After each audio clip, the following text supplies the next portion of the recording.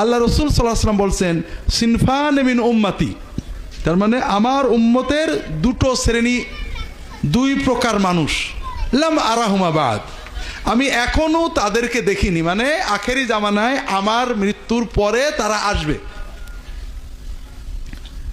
তাদের এক শ্রেণী কারা?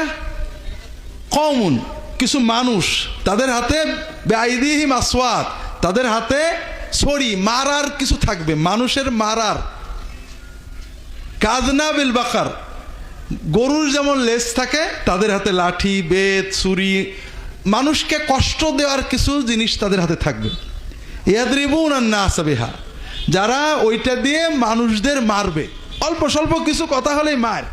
এক শ্রেণীর নারী থাকবে আমার উম্মতের ভিতরে, এটা দ্বিতীয় শ্রেণী, যারা কাপড় পরে থাকবে কিন্তু ন্যাংটো থাকবে। কাসিয়াতুন আরিয়াত, কাসিয়া মানে কাপড় পরা, আরিয়াত মানে ন্যাংটো।